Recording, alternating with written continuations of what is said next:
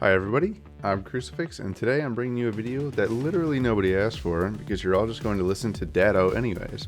This video will cover my personal recommendations for exotics to bring into the final shape to give yourself the best chance at completing the day 1 raid. For whatever reason, Bungie decided that they would launch the raid just 3 days after they launched the DLC, meaning all of your prep work needs to be done now so that you can truly focus on the new stuff once final shape drops. I will give you an exotic, a little bit of an explanation as to why, and then move on to the next one. Real short and sweet, just grab the exotic and you will be good. As always, if it has a catalyst, do yourself a favor and just complete it. First up, we're going to cover the kinetic slot. For all you hunters out there, make sure to grab Malfeasance and complete the catalyst. If you're running a Lucky Pants build, this is the best exotic hand cannon to pair with it. Wishender and Arbalest kind of fulfill the same role here, but Arbalest is typically the better option if you're in a DPS encounter. They're both anti-barrier and high damage. Either way, they'll both work. I would personally prioritize Arbalest first. Conditional Finality is always a good choice. The thing pumps out damage and has saved my ass more times than I can count due to its stasis and ignition capabilities.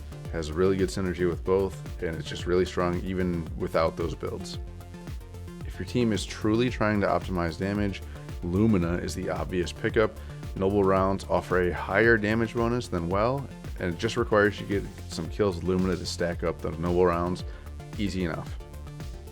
When swapping to primary DPS, the obvious choice in the past has been Touch of Malice. However, I'm kind of curious to see how the craftable Outbreak Perfected will fare, so make sure you have both of those in your back pocket just in case. Izanagi's Burden is the best in-slot for damage rotations.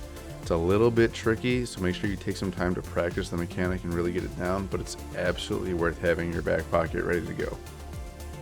Wither Horde is another great option for DPS while also being an ad clearing machine.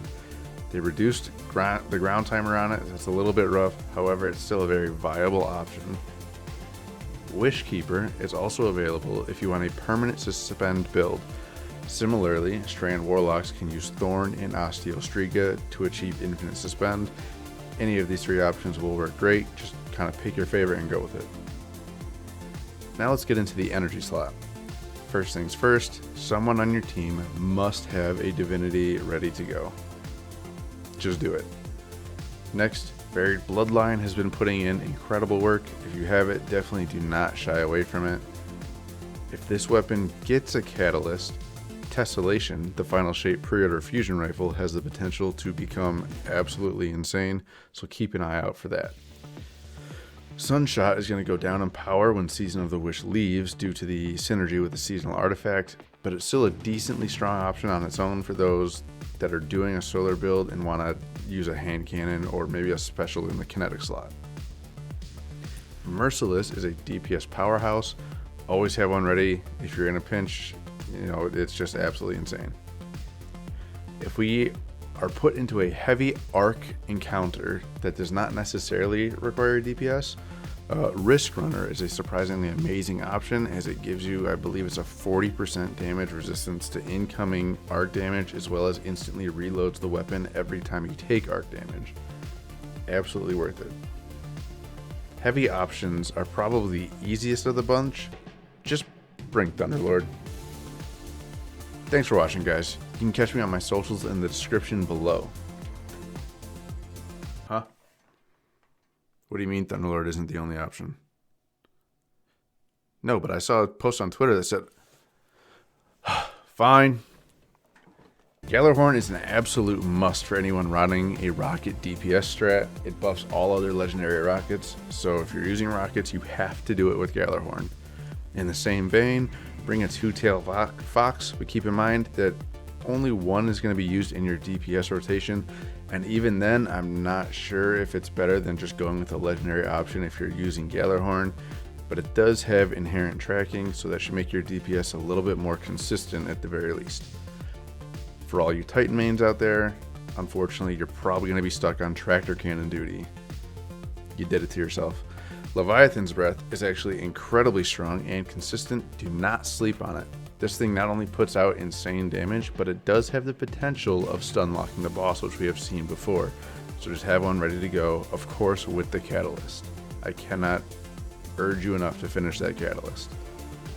Dragon's Breath is another incredible rocket option, although its viability will go ever so slightly down when Season of the Wish leaves. Again, it synergizes with the seasonal artifact really well, but we have no idea what we're getting next season, so just be ready. Xenophage is also surprisingly good as well. Definitely worth having in your back pocket, even if you end up not using it, just having it there ready to go. Salvation's Grip. Okay, no, I'm kidding. I can't even get through that one with a straight face. Lament is the best option for exotics if we have sword DPS.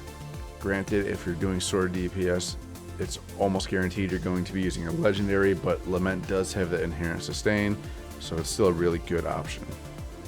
Finally, just because they made it craftable, likely for a reason, we'll want to have a crafted Whisper of the Worm ready to go. I haven't personally looked at what this weapon can get, so I'm not exactly sure at this moment what the best kind of role will be for that, but they chose that weapon for a reason, so just have it ready.